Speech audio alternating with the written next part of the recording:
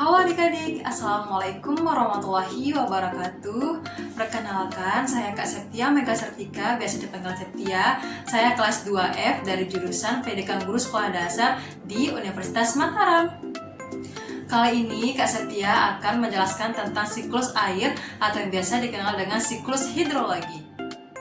Nah, supaya video ini nggak terlalu panjang, nanti kalian bakalan bosen nontonnya, jadi kita langsung aja masuk ke penjelasannya.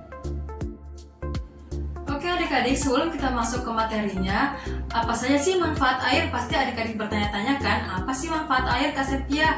Nah, kalau kalian minum pakai apa nih? Pakai air kan? Kalau ibu kalian nyuci baju pasti juga pakai air. Kalau mandi juga pakai air kan? Banyak sekali manfaat air untuk kehidupan kita adik-adik. Tidak hanya untuk adik-adik saja, untuk semua makhluk di bumi ini, seperti manusia, hewan, dan tumbuhan. Kenapa sih Kak air itu selalu ada? Nah, air itu selalu ada karena ada yang namanya siklus air atau siklus hidrologi. Apa sih siklus air atau hidrologi itu?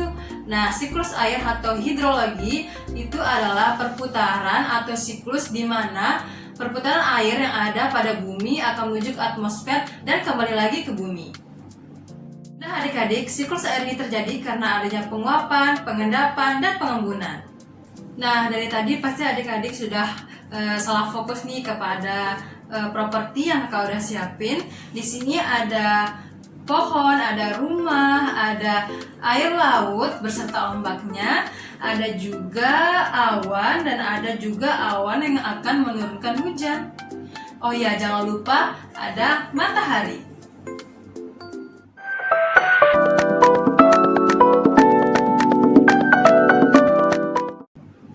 Nah adik-adik, tadi pasti sudah melihat kan di video sebelumnya, kakak sudah tunjukkan secara detail properti kakak buat kali ini. Kita langsung saja masuk ke materinya ya. Pertama, di sini ada tumbuhan, di mana matahari yang sinyalnya sangat terang dan sangat panas akan membuat air pada tumbuhan menguap, di mana itu disebut sebagai transpirasi. Nah adik-adik, selain di pohon ada juga penguapan terjadi pada air laut atau air sungai, di mana air laut atau air sungai juga terkena oleh sinar matahari yang sangat panas dan terjadi penguapan, itu disebut sebagai evaporasi. Nah adik-adik, dari kedua tersebut, yaitu penguapan dari tumbuhan atau pohon, penguapan dari air laut atau sungai, itu disebut sebagai evapotranspirasi.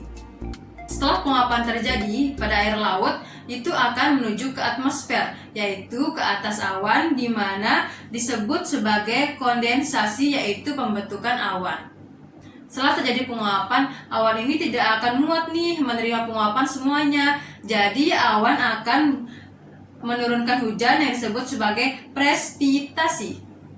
Nah, hujan atau salju yang turun itu akan mengenai permukaan pada gunung yang disebut sebagai runoff. Setelah dari gunung, ia akan masuk ke bagian tanah, yaitu disebut sebagai infiltrasi.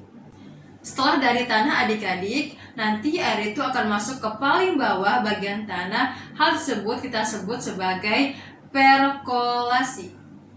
Nah, yang tadi kakak jelasin itu akan terjadi secara terus-menerus sehingga dinamakan sebagai siklus air atau siklus hidrologi.